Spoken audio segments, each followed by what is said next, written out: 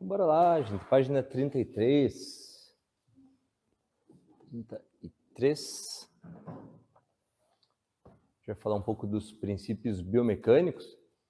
É algo que a gente já tem falado desde o começo, desde as primeiras práticas ali do MET, mesmo de forma mais indireta, né? E agora a gente vai explorar um por um desses princípios, que são 4 princípios biomecânicos principais ali. A diferença entre os princípios fundamentais e os biomecânicos é que os princípios fundamentais, eles envolvem o método como um todo. Tá? Cada exercício precisa, nós como instrutores precisamos estar atentos a esses princípios fundamentais. Já os biomecânicos são características de movimento, certo? Alguns deles universais, ou seja, vão ser aplicados em todos os movimentos, e outros mais ou menos presentes, dependendo da proposta, da característica de cada exercício. Tá? Lembrando que vocês tiveram bastante prática, até agora vocês viram como os movimentos, para serem realizados de forma correta, é difícil. Eles são difíceis, são movimentos que exigem atenção, controle, e você ter uma boa execução, seguindo os princípios, não é tão simples assim. Por isso as adaptações, por isso a gente modifica os movimentos sem perder o propósito, e isso mostra que a compreensão dos princípios, né, a aplicação dos princípios vem com a prática e não antes dela. Não é teoria e depois prática, mas é na prática, com a prática, com repetição, porque é um treinamento físico, gente. É um condicionamento físico e mental também, porque vocês perceberam que no Pilates mais importante é a qualidade, como você faz os movimentos. É muito mais importante do que quanto você consegue realizar. Tá? Então, fica esse ponto de atenção aí. Primeiro princípio biomecânico, a gente chama de oposição de forças. Tá? O que isso se refere? De uma forma bem simples, bem direta aqui, bem clara. Trata-se do ganho de espaço voluntário entre as estruturas articulares, seja membros, coluna. Oposição de forças, nós pensamos sempre, como o próprio nome já diz, né, em ganho de espaço, em vencer a gravidade de forma intencional. Pensa dessa maneira. Né? Então, você em pé, você não está simplesmente em pé, mas os pés estão empurrando o chão de forma voluntária, ativa, intenção, né? Intencional. Tá? Do mesmo jeito que o alto da cabeça está buscando o teto de forma intencional. Então, isso não é passivo, isso não vai acontecer de uma forma natural, porque é intencional. Essa oposição de forças é diferente. Essa postura, mais sujeita à gravidade, só usando os músculos para me manter em pé, isso é diferente disso. É ativo, exatamente, é voluntário. Né? E é perpendicular ao solo. Né? Não quer dizer que eu vou para uma hiperlordose e retificar a minha torácica. Não, é mais orgânico. Essa busca de espaço voluntário que acontece tanto estático quanto nos movimentos. Por exemplo, eu vou levantar um braço, não é apenas subir o braço ao lado da orelha, mas sim buscar riscar a parede, ó, ganho de espaço. Riscar a parede, então riscar o teto, para daí para o movimento. Os movimentos são longos, são com espaçamento, e isso acontece de maneira voluntária através de comandos verbais claros.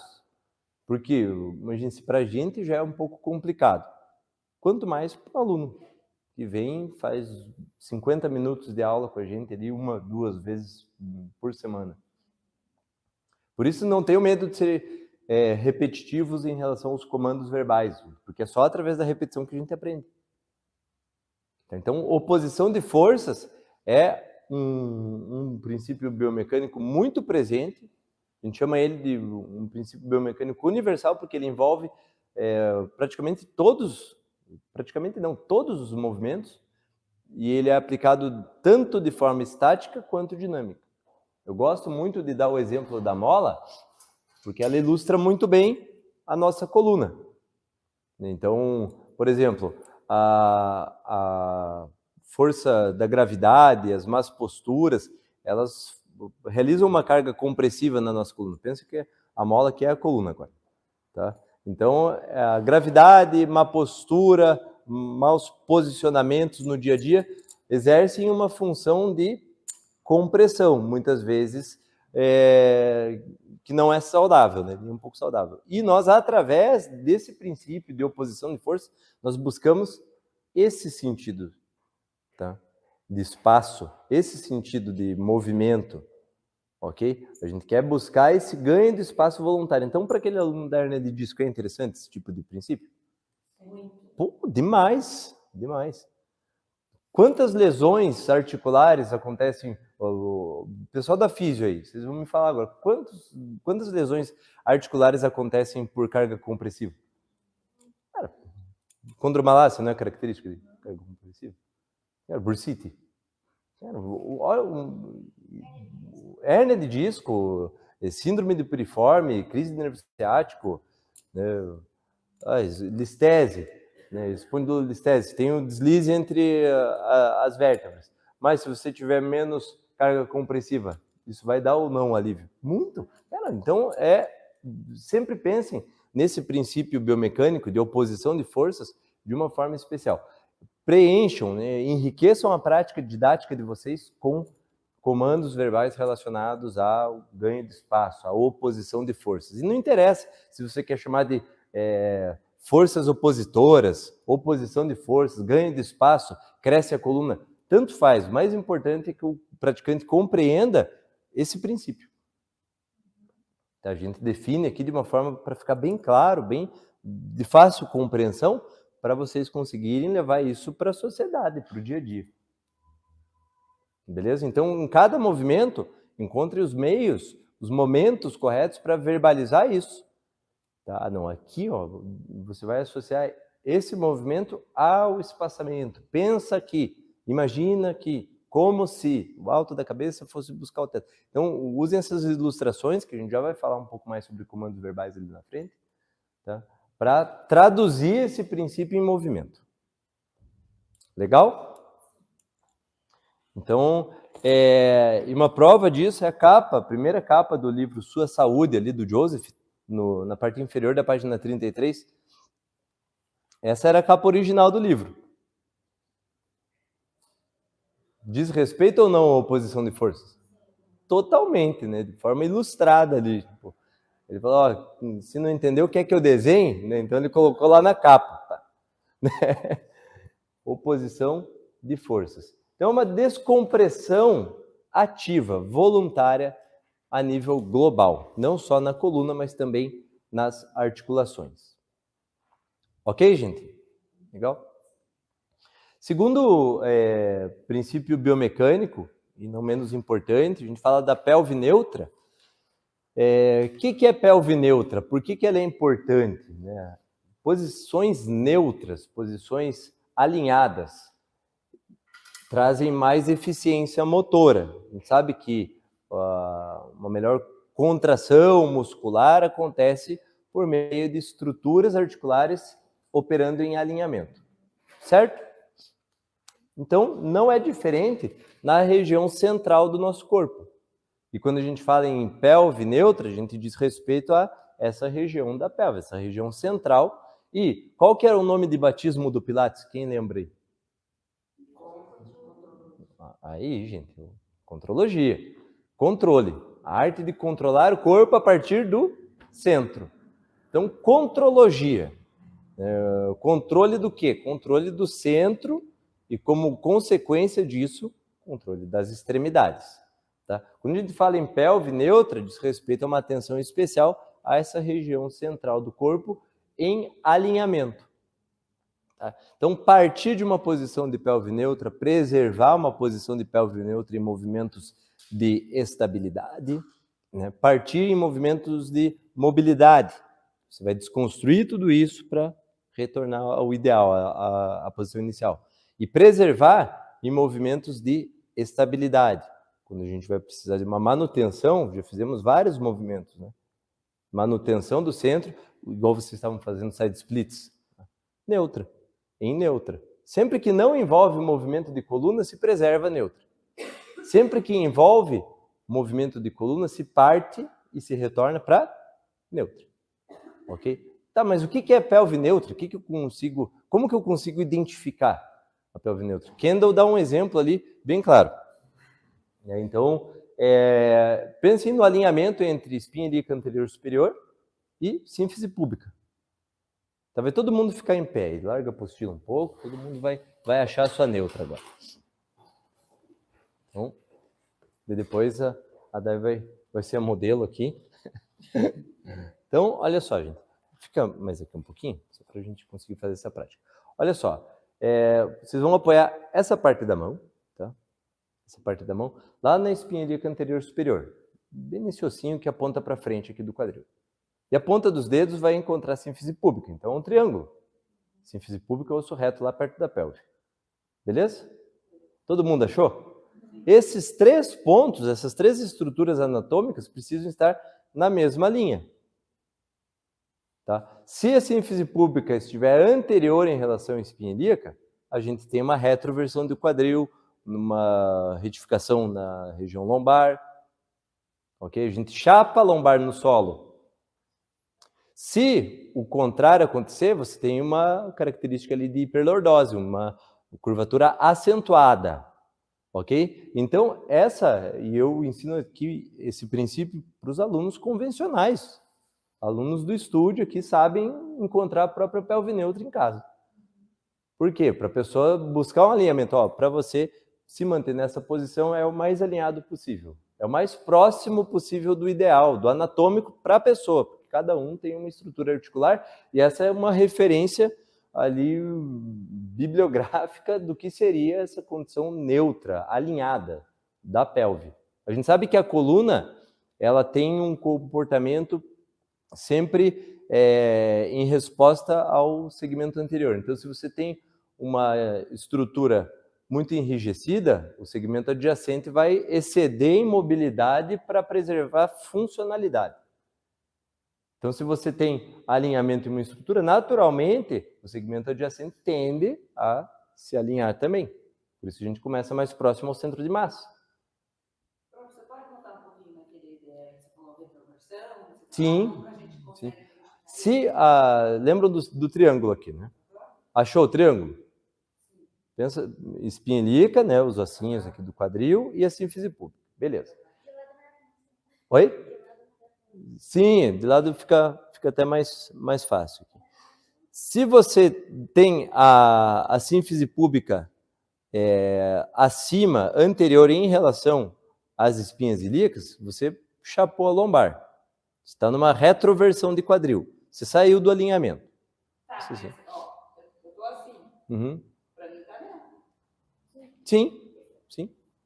Mas como eu sei que está retrovertida? Só se eu fazer a retroversão. Se você fizer, ou se em algum movimento, ou se em algum movimento, saiu da atenção. Isso é para vocês trabalharem o olhar clínico, tá, gente? Isso que eu quero ver. Como eu identifico se a pessoa já tem a retrovertida? Só se ela já tivesse. Sim. Você colocou a pessoa deitada. Isso não é o mais comum, é a hiperlordose, tá, gente? Que é o oposto.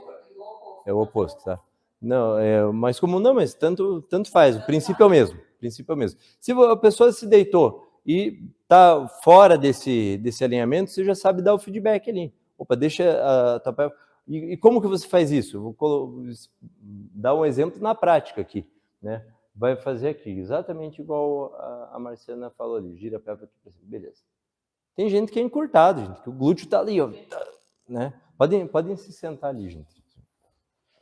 Então, eu vou aproveitar, deixa para ir para a prática aqui. Então, tem gente que é encurtado. Então, como que a gente vai corrigir perceber isso? Você já entendeu, né? Já deu para captar. Como que eu percebo isso? Através do olhar clínico. Aqui, gente, a gente tem o quê? Uma retroversão ou tem alinhamento? Retro, né? Sínfise púbica, espinhas ilíacas anteriores e superiores. Qual que está mais alto? A sínfise púbica, então a gente tem a retroversão. Beleza? Deixa essa lombar respirar, vai passar a mão aqui embaixo da lombar dela. Isso, ó, deixa isso, dá um espaço aqui para minha mão. Opa, beleza, é aqui. Aqui está neutro, ó. Lembra que você falou, ó, aqui eu estou sentindo como se estivesse neutro, mas tem curvatura, é a curvatura natural. As curvaturas da coluna, elas têm um papel importantíssimo na distribuição de carga. Então, elas são fundamentais. Não é a coluna reta que é perfeita, é a coluna alinhada. E o alinhamento, ele tem as curvaturas naturais. Né?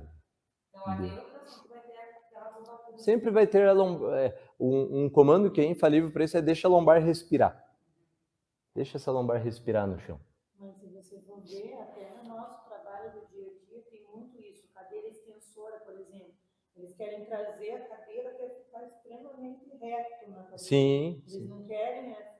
Então, é uma questão, aprenda aqui e leva para lá. Sim. Pode aplicar em vários conceitos, porque isso é universal. Isso diz respeito ao corpo humano. Não só ao Pilates. A gente usa esse fundamento para ter uma prática de Pilates com propósitos, né, com fundamento.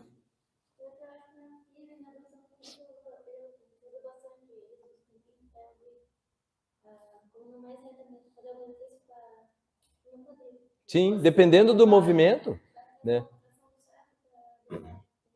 Sim, e dependendo do movimento que se vai executar, lembrem, né, gente? Aqui a gente está falando de retorno à posição inicial, de busca pelo alinhamento orgânico, do dia a dia, pela percepção do próprio corpo, né? E, exatamente. Ah, mas é pecado, vai ser totalmente errado a gente ir para uma retroversão. Não, é um movimento articular, faz parte do corpo e a gente precisa ter uma retro, assim como a gente precisa ter uma anti, né? Porém, a gente precisa conhecer o que é o padrão, a neutra, o alinhamento adequado, onde a gente tem uma menor distribuição de carga compressiva de maneira errada. Então, por exemplo, nesse movimento aqui, no 100, eu tenho que achar... Busca neutra.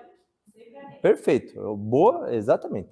É um movimento que a gente aplica essa condição da neutra.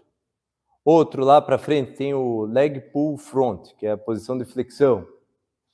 E também vai estar de olho na neutra. Se esse quadril estiver lá embaixo, por exemplo, está fazendo um 100 lá, ó, com isso, estica as duas pernas. Aí, com essa curvatura bem acentuada, assim, ó. E sobe o tronco.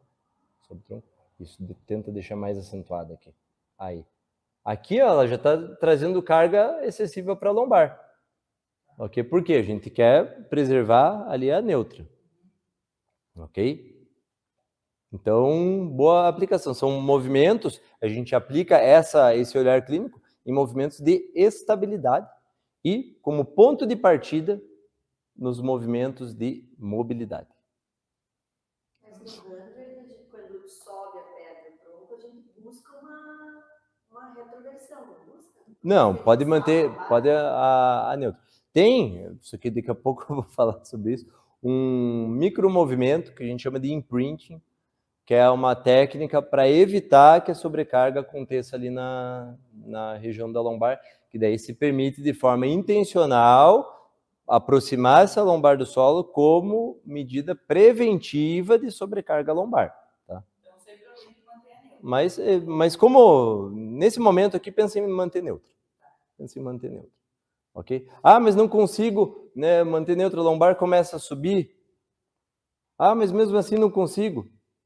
Mesmo assim está difícil. Lembram? Progressão pedagógica. É isso que a gente está falando do 100. Tá? Legal, gente? Então, é muito importante a gente compreender esse conceito de pelve neutra, de coluna neutra, tá? Porque isso nos dá uma visão de alinhamento específico e, com isso, global. Tá? Não só para visualizar ali os nossos alunos, clientes, né, pacientes, mas também na aplicação no próprio corpo, no dia a dia. Eu sei o que é a minha neutra, sei se eu estou com excesso ali na curvatura da lombar, né? Tá com aquele abdômen jogadão lá na frente. Então, né, eu sei me corrigir a partir de um fundamento válido, né, desse conceito aí de coluna neutra. Tá? Então, o princípio biomecânico pelve neutra, ele serve para trazer alinhamento estrutural na região central do corpo.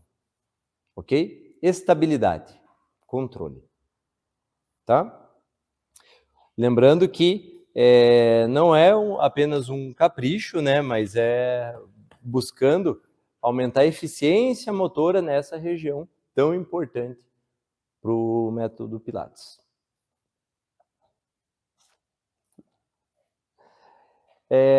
Alinhamento corporal, terceiro princípio biomecânico. Viram que alinhamento corporal tem a ver com pelve neutra? Tudo a ver. É tudo a ver. Só que aqui a gente disseca um pouco mais para as outras estruturas articulares. Então, pelve neutra não deixa de ser alinhamento corporal relacionado ao centro. Então, alinhamento corporal dentro desse conceito de princípio biomecânico, o que seria? Seria a busca por movimentos preservando uma boa postura, um bom alinhamento, tanto de forma estática quanto dinâmica, ou seja, tanto na posição inicial quanto durante as execuções. Por isso é importante a gente saber, pode levantar aí. Por isso é importante nós termos essas referências do que é um corpo alinhado. Quais são as condições de alinhamento ideal? Qual que é a referência de alinhamento cervical, escapular, da coluna? A gente falou ali, a gente trouxe as referências para organização pélvica, por exemplo. Mas existe também a referência de organização escapular, organização glenomeral, dos pés, do joelho. A gente consegue diferenciar o que é um joelho genovalgo, genovaro, ter essa referência para aplicação e visualização no dia a dia. Tá? Então, isso vai nos dar ferramentas de correção, de comandos verbais, de ajustes. Então, se o meu aluno está lá deitado fazendo um one leg circle, por exemplo, o movimento 4 lá do MET, né? Mas está com a cabeça assim, né? Isso é alinhamento? Não, né? Está com a cervical desalinhada, então eu vou lá e ajusto, arrumo ele. Né? É aplicável em todos os movimentos, tá? Tanto de forma estática, né, como esse caso da cervical, quanto de forma dinâmica, como em algum movimento como o Marmaid, por exemplo, que a gente deu o exemplo ontem, quando a gente busca no propósito do movimento uma flexão lateral e a tendência é esse deslize entre as vértebras, né? Então a gente deu o exemplo de estático ou dinâmico, o alinhamento sendo aplicado, tá? Aqui é uma tendência. O movimento deixa de ser empurrar a barra para a parede? Não, mas o caminho é bem diferente. Por aqui e por aqui, né? Estou exagerando aqui, mas é assim que acontece no dia a dia também. Então, o mais importante é a gente ter esse olhar treinado para aplicar as correções, para desempenhar o nosso trabalho. Nosso trabalho não é passar movimentos. Ele começa quando a gente passa o movimento. A gente precisa ter essa mentalidade. O nosso trabalho, ele começa quando você selecionou o repertório, passou determinado movimento, ali, quando o praticante ele começou a executar, ali começa, de fato, o nosso trabalho. Que são os ajustes, as correções, os comandos verbais, para que ele compreenda o propósito, os princípios envolvidos e aplique-o da melhor maneira possível, segundo as limitações, as possibilidades de cada um. Então, quando a gente fala em alinhamento corporal, a gente diz respeito a essa busca. Então, a gente sabe que a posição da escápula até 30 graus em abdução, a gente tem condição neutra da escápula. Os pés até 15 graus de abdução está considerado neutro também. Então, é importante a gente ter essas referências. Buscar, por exemplo, numa posição em pé, os pés alinhados com o quadril, braços elevados alinhados com os ombros, ok? Esses pontos de atenção que a gente precisa se aprofundar, ok? No livro que eu enviei para vocês ali no grupo, aquele e-book fala só sobre práticas básicas de avaliação em Pilates. Aquilo é um material muito bom para desenvolvimento do olhar clínico, porque ali a gente traz referências, ok, do corpo todo relacionadas ao alinhamento ideal. Então, qual é a boa postura? Qual é a postura perfeita? Então, a gente fala em postura perfeita, a gente já começa a pensar em linhas imaginárias. Então, você tem que ter essas linhas imaginárias constantemente no teu quadro mental ali durante uma aula, durante o atendimento fisioterápico também. Você tem que ter esse olhar clínico ali para observar, né, os pontos de compensação. Isso acontece também durante as aulas de Pilates. Essa abordagem, esse nível de precisão que a gente vai buscar. E isso não nasce com a gente, é aprendido, gente. É desenvolvido. Tá? Então, leiam, devorem aquele material, está muito completo, está bem direto, tá sem rodeios, assim, tá? É dia a dia puro. Tem uma tabela lá que mostra, inclusive, quais os principais desequilíbrios musculares dos desvios posturais mais comuns. Então, a gente sabe que a pessoa que tem hiperlordose, não basta muitas vezes você trazer ela para neutra, mas ter dentro da tua linha de trabalho o fortalecimento abdominal, alongamento relacionado à coluna lombar, a psoas, que são os pontos de desequilíbrio muscular mais comum. Exatamente, alongar. Perfeito. É isso aí. E é comum escápula em protração? Nossa, cada vez mais. Cabeça anteriorizada? Você chega é o padrão e cada vez mais vai ser. Então a gente precisa. Então o SWAN vai ser cada vez mais necessário ou não? Sim. Porque esse fortalecimento de paravertebrais desde a cervical vai ser importantíssimo para reequilíbrio, né, articular ali, reequilíbrio muscular relacionado a essa região da cabeça que tende a receber bastante carga. Legal, gente? Deu para dar uma chamada de atenção em alguns pontos importantes aí, relacionado ao movimento em si, não só ao Pilates, mas ao corpo humano. Tá? Então, essa visão que a gente precisa. Fica de lição de casa, vocês devem devorar o e-book mesmo que eu enviei, de práticas básicas de avaliação em Pilates. Lá tem um modelo de anamnese também, o começo é por lá. Ah, nossa, eu estou com um aluno para se matricular aí, quer fazer aula experimental, o que eu faço? Lê lá, você vai ter todo o fundamento para começar uma linha de trabalho a partir de uma boa anamnese, coletando dados importantes e traçando uma linha de trabalho ali que seja coerente. Legal? E por fim, tá? Segmentação de coluna, e a gente tem um vídeo explicativo só sobre isso também. A gente falou muito sobre isso, né, sobre segmentação de coluna. E o que é a segmentação de coluna pensando em princípios biomecânicos? Trata-se da busca pela mobilidade adequada de cada segmento da nossa coluna, desde a lombar até a cervical. Cada uma das vértebras tem uma liberdade de movimento, tem uma mobilidade adequada. E o que acontece, como a gente já falou ali um pouco atrás, segmentos que se enrijecem tendem a refletir no excesso de mobilidade no segmento adjacente, pensando em coluna. Então, se tem lá vou pegar a nossa coluna aqui de volta, né?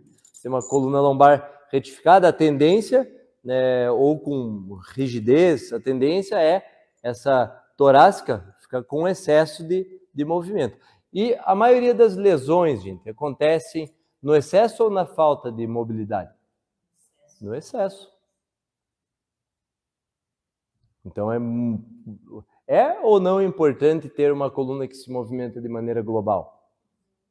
Fundamental, tanto, né, pensando em tratamento, quanto mais em prevenção.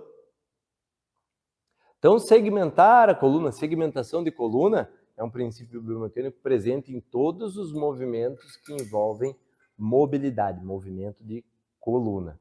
Então, comandos como uma vértebra após a outra, enrolar e desenrolar, né? Imprime uma vértebra depois a outra lá no chão, são alguns exemplos de comandos direcionando essa segmentação de coluna. A gente quer que os movimentos aconteçam não em bloco, né? Então, a gente deu ontem o exemplo das pontes ali, dos movimentos bridge, né?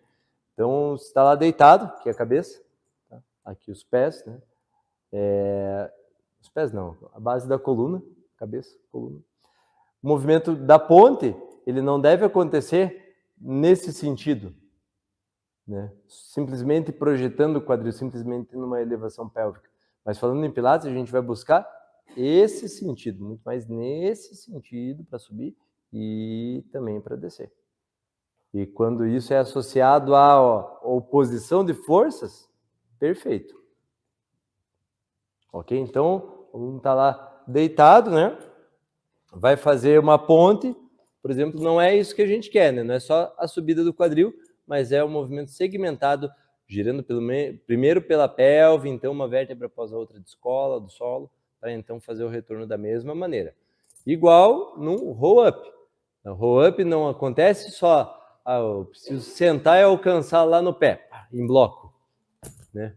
Não, é com controle. Por isso a gente usa a almofadinha como apoio da lombar, por isso a gente pode dar suporte nos pés, conduzir o movimento com as mãos para permitir essa percepção, né? Esse tipo de trabalho segmentado da coluna, tanto em flexão, quanto nas extensões, quanto nas rotações, quanto nas flexões laterais, sempre a gente vai buscar esse movimento harmonioso da coluna. Tá? Isso a gente chama de segmentação da coluna, respeitar, né? Buscar a mobilidade adequada de cada segmento. Legal, gente? Então viram que os princípios biomecânicos, eles são características de movimentos, alguns universais, que a gente pode aplicar sempre, outros mais ou menos presentes, dependendo do exercício, enquanto os princípios fundamentais são características do método, eles trazem identidade para o método e precisam ser observados sempre. A nossa atuação através de comandos verbais, de correções, de ajustes, de adaptações, de modificações do movimento, giram totalmente em torno dos princípios. Conseguem fazer esse link? Deu para compreender? Porque os princípios, o praticante não está conseguindo realizar de forma adequada, respeitando ali os princípios, com controle, não está compreendendo o movimento, então eu vou precisar adaptar. Eu vou precisar trazer uma forma mais fácil, mais compreensível, por quê? O foco principal é o controle motor. Por isso a gente fala de construção de movimentos de uma forma tão importante. Nós construímos movimentos com propósitos, movimentos precisos, movimentos limpos, né, seguros e com isso eficazes, tá? Legal? Muito bem, então essa foi uma explicação aí, porque é muito importante, a gente está com isso em mente. E agora nós vamos ver um repertório que envolve os movimentos dos membros superiores. Vamos fazer esse link com os princípios biomecânicos também, tentando perceber, né, alinhamento corporal. Tentem, sempre que vocês olharem um movimento, pensarem no alinhamento adequado, tanto a nível específico quanto global. Então é sempre assim, alinhamento a gente fala de específico e global. Alinhamento corporal a gente quer tanto o que está sendo de fato movimentado, quanto o que está sendo estabilizado. Beleza, gente? Então,